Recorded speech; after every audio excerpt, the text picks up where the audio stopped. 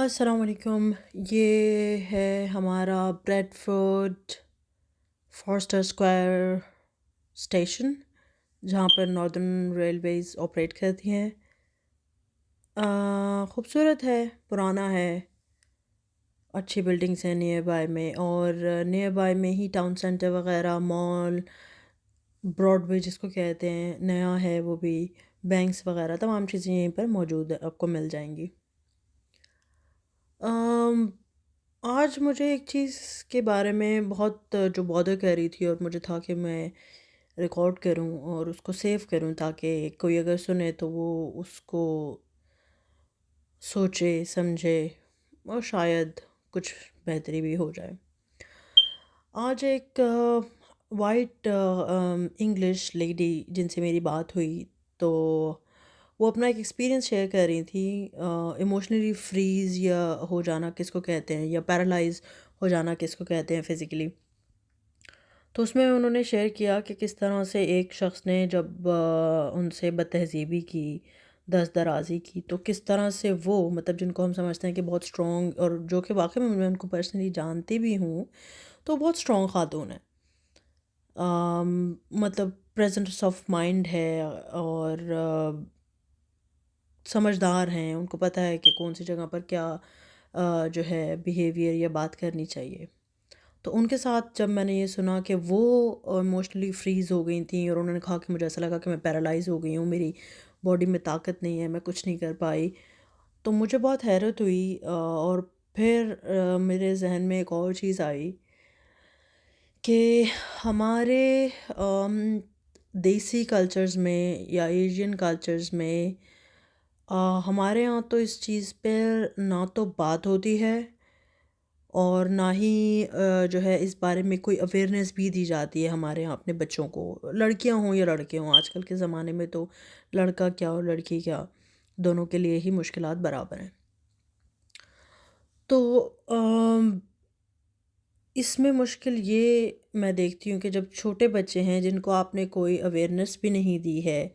जिनको आपने कोई तालीम भी प्रॉपर नहीं दी है इस बारे में कि कोई अगर कोई अपना अंकल, चाचा, इन सम केसेस में अपने फादर, या कोई भी क्लोज़ रिलेटिव, या कोई मोहल्ले वाला, मोहल्ले के अक्सर व बेशतर बड़े लड़के इस तरह की चीज़ों में इन्वॉल्व होते हैं, या लड़कों के दोस्त जो है इस तरह से जो है ज़्यादती करते हैं बच्चे बच्चियों के साथ, तो वो आपको अगर छेड़ें, कुछ कहें, आपके साथ ज़्यादती करें, आपको कहीं हाथ लगाएं। हमारे यहाँ तो अभी तक ये भी बहुत नया सा कॉन्सेप्ट है कि प्राइवेट पार्ट्स क्या होते हैं, और बच्चे को आपने पहले ही शुरू से ही सिखाना है कि ये आपके प्राइवेट पार्ट्स हैं, इनको कोई छुए नहीं, और अगर छुए तो उसको उसी वक्त आपने क्या एक्शन करना है। तो हमने ये सब कुछ बताया नहीं है, क्योंकि ये इतना टैबू है इस बारे में बात करना। हालांकि होता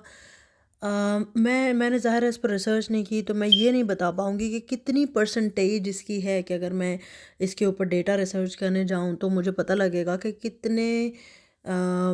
बच्चियाँ बचपन में अपने खालू, चाचा,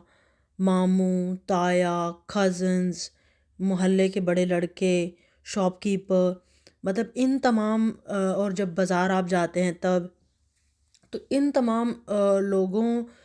से किस किस तरह से हरास हुई हैं, किस किस टाइम पर हरास हुई हैं, और उस चीज़ का इफ़ेक्ट क्या है।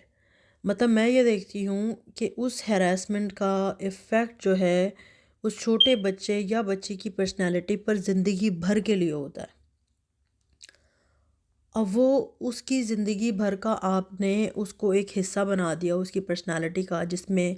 वो अपने आप को गंदा भी महसूस करता है, उसको लगता है कि मेरी गलती है, वो गिल्टी भी महसूस करता है, उसको लगता है कि मेरी गलती थी, कि शायद मैंने कोई गलत सिग्नल दिया हो, मतलब हर तरीके से, और गिल्टी फ़ील करना, अपने बारे में गंदा फ़ील करना, और ये तमाम चीज़ों को लेकर अपनी पूरी ज़िंदगी गुजारना, और फिर आगे ज़ाहिर है एक और फैमिली स्टार्ट करना, और ये सब, मतलब उसको लेकर, उस बोझ को लेकर आपने चलना है बहुत लंबे अरसे तक। और जो कि कहीं न कहीं जो आपकी वो आपने अंदर दबाई हुई है बात, क्योंकि ज़ाहिर है हमारे यहाँ तो इस बारे में बात ही नहीं करते,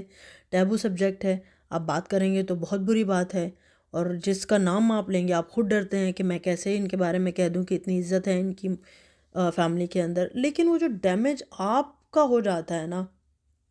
जो आप डर जाते हैं, जो आप अपने आप को हर चीज़ के लिए ज़िम्मेदार समझते हैं, वो